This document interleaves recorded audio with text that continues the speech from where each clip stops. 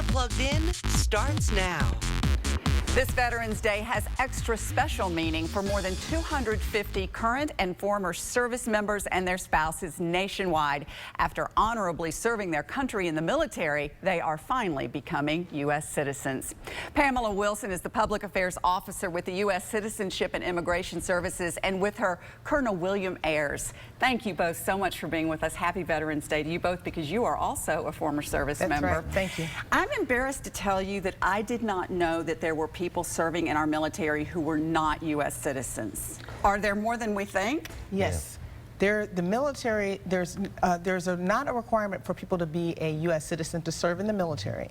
And therefore, because so many people have honorably given their service and offered their sacrifice to be in the military, the program that we have honors and recognizes their service by offering them a newer, faster way to citizenship. And so you were telling me, interestingly enough, that we only started keeping numbers back around 9/11 to how many people have actually taken advantage of this program, an expedited citizenship program. And there are how many who have become? Since 2001, more than 100,000 military service members have been naturalized while serving in 34 different countries, and in the overseas people were 11,000 more. Wow, that's incredible. Well, thank you for your service. You were an Air Force pilot. You got shot down in Vietnam. Wow. First of all, thank you for your service. Thank you, ma'am. Your wife, Rose, just took advantage of this program. Yes. She's from the Philippines, and she just became an American citizen just last week? Yes, just last week. How did that feel? Well, you know, I'm proud of my wife because of the lady that she is. She's a graduate of in criminology and computer science. And when we were married, we came to this country, and she wanted to be an American citizen right away. I said, no, you have to wait a while. You have to wait 3 years if you're married to an American citizen.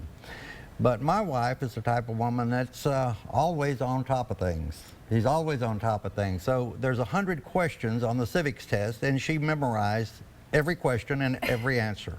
And so through this program, I mean, this is really, it takes a long time to become a U.S. citizen, but through this program, it expedites it how much, Pamela? Well, the normal process for someone applying for citizenship, naturalization, would take between 5 months and up to 2 years. However, through this particular program, people can do it in 4 months, and if they're being deployed, it can be as quick as 48 hours. Well, you know, something I want to bring up, you know, being in the military is not a small commitment. It is a major, it is a life-threatening commitment. So people don't just get into the military so they can take advantage of this program, right? No, and however, and by the way, the converse is true, because they're already demonstrating a commitment to our country, a loyalty to our country by being in the armed services. And because of that, a grateful nation would like to recognize them with the opportunity for citizenship, and that's why this program exists. Well, thank you for coming on and telling us all about it. I didn't know anything about it. Happy Veterans Day to both of you. Thank you so much for having us. If you'd like to know more about this program, you can log on to uscis.gov.